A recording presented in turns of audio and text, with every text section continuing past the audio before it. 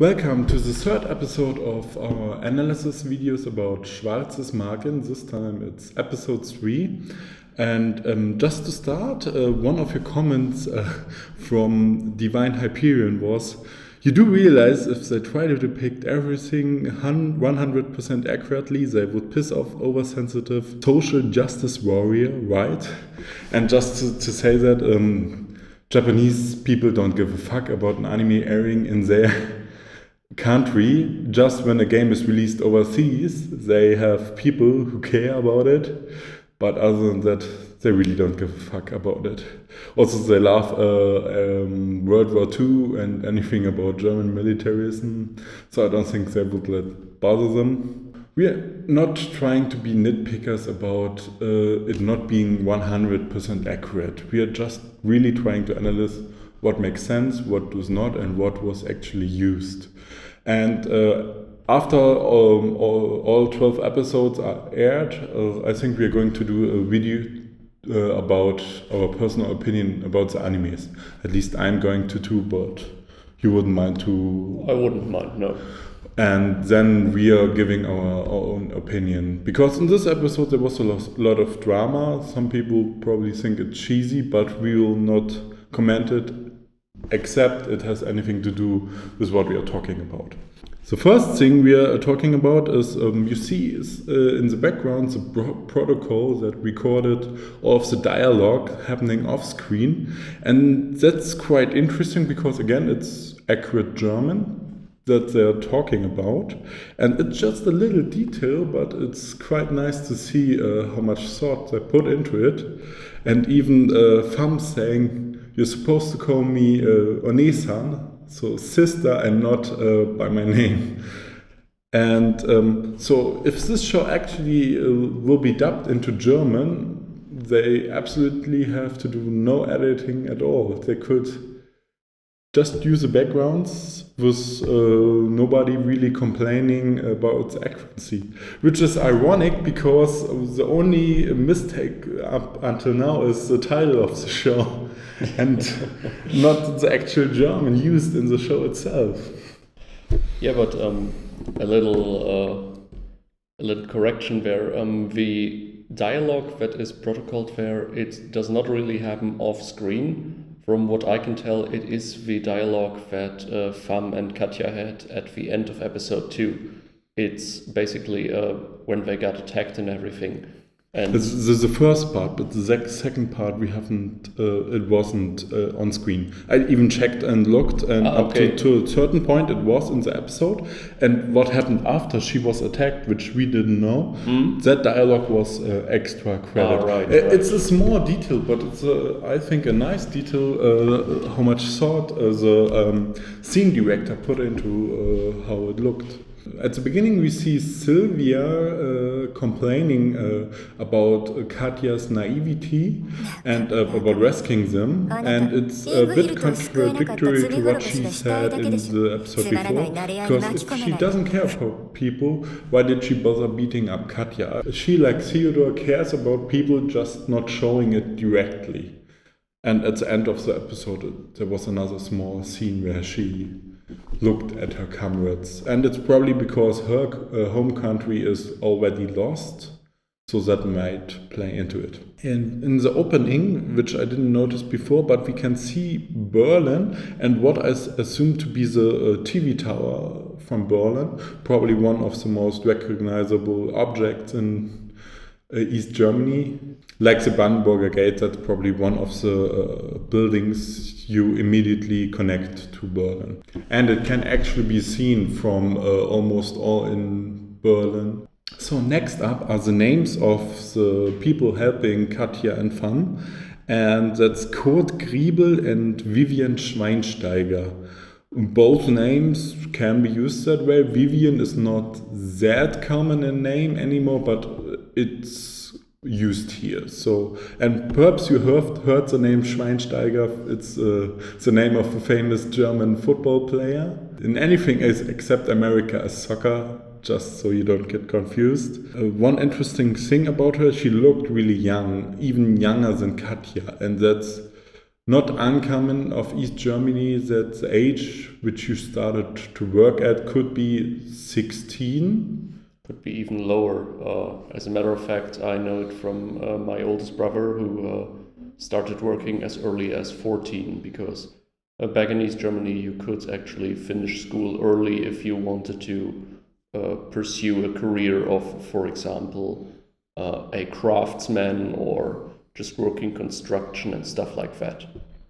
So there was this scene when Kurt brought Katja into this huge hangar, and we saw several tanks. Now, I couldn't quite identify these tank models.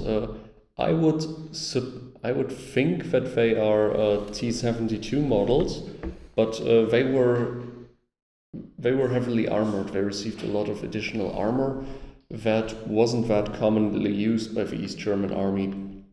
Then again, in this big war scenario, it is not really unlikely that they would increase the battle value of all their equipment that they already have. So yeah, the equipment overall seemed accurate there. And then later on, Kurt pointed to the horizon and showed Katja the lights of Berlin. Now, as he mentioned, obviously that this was the East German capital. What some of you might not know, everyone knows that Berlin was divided by a wall, and that makes West Berlin a separate entity as a state. Now, West Berlin was not a city-state of its own, but it was more like a West German enclave within East German territory. Obviously, West Germany didn't have its capital in West Berlin back there, because in a case of war it would have been immediately surrounded by the enemy. So the West German capital at the time was Bonn. But for East Germany, the eastern part of Berlin was its capital. And what also was mentioned, the East German leadership did not want to evacuate Berlin. Now, this is quite ironical. I think Kurt mentioned that to them it feels like admitting defeat, and that they didn't permit their citizens to evacuate either.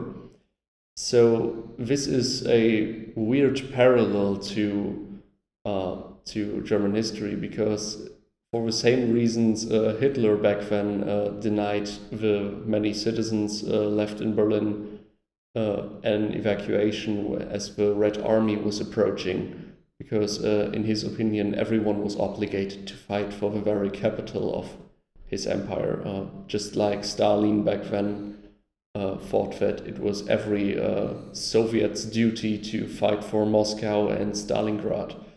Afterwards, Theodor has his nightmare, and again we have that scene where he got separated from his family and captured by the Stasi.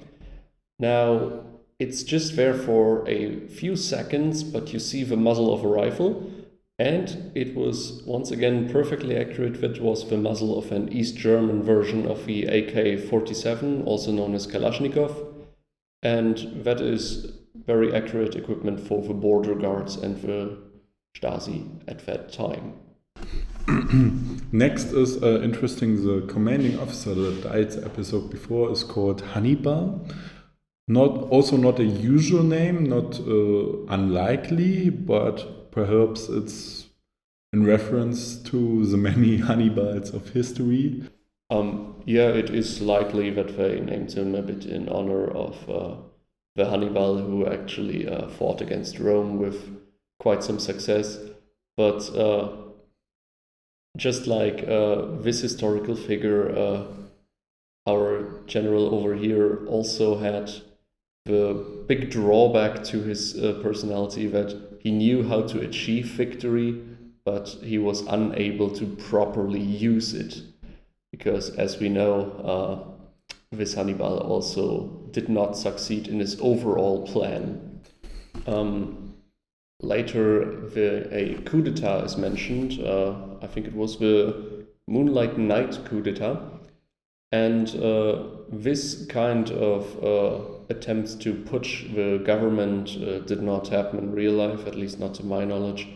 The one attempt that was always labeled a fascist putsch by the East German government was the uprising of 1952, where simple workers just protested against the government, and they could not do anything because, just like the uprisings of Prague and so on, they were stopped by Soviet tanks. But yeah, this uprising of the common people was usually always labeled a fascist attempt to overthrow the government, because that was the one picture they had of their overall enemy. So everyone who was against this socialism was automatically a fascist. Then in this very same talk, there's also a mention of the Socialist Unity Party. Now, this one did exist in real life. It was the leading party of the East German system. In German, it was the Sozialistische Einheitspartei. It means the very same thing. And the thing is, as the state called itself a democracy, they had to simulate the whole thing. So there were multiple parties, I think 5 in total, but all of them just wanted the same thing. Basically, the smaller parties were called Blockflöten, and that is a little German wordplay. And basically, it means they would only sing the same tune as the big party, the Socialist Unity Party. So overall, it didn't matter who you voted for, they all would pursue the same policy. Just like some people would say it is today in many democracies. Also, Irisdina was part of the resistance, and usually everyone was purged if they were openly against the DDR. She belongs to the strongest TSF squad. Perhaps it was a setup to make her a symbol of fallen fascists. Normally she would have been killed, but it makes sense that she might be used as a symbol of that it doesn't work to overthrow the government, and you shouldn't even try to. Yeah, then shortly afterwards the battle for Fort Neuenhagen breaks out. And what's confused me a bit was the role that Kurt took, because he was fighting with the normal infantry. However, this whole time Kurt has been wearing a helmet that was usually a Soviet model for tank drivers. And since we saw tanks earlier, it kind of surprised me that he didn't man a tank or something like that with his crew. Maybe they didn't have any fuel or stuff like that. But who knows? Very weird to me. Perhaps he didn't have the time, or the tanks were destroyed before he could get to them, and he just focused on the closer enemy. And just afterwards, we had this church scene between Theodor and Irisdina. And just like with the battle before that had accurate weaponry like AK-47 and RPG-7, in front of that church we saw a lot of helicopter racks. Now those seem to be Mil-Me types. I think it was the 24 model. And if it was the 24 model, then together with this whole snowstorm, I'd really feel like calling the colonel and asking him what a Hind D is doing up here, if you know what I mean. So yeah, those would be those infamous models that everyone knows from Metal Gear Solid 1. Also, we see this church as a complete wreck and abandoned building, and it fits the thing we said in the first episode about how unimportant Christianity was to in the East Germany, and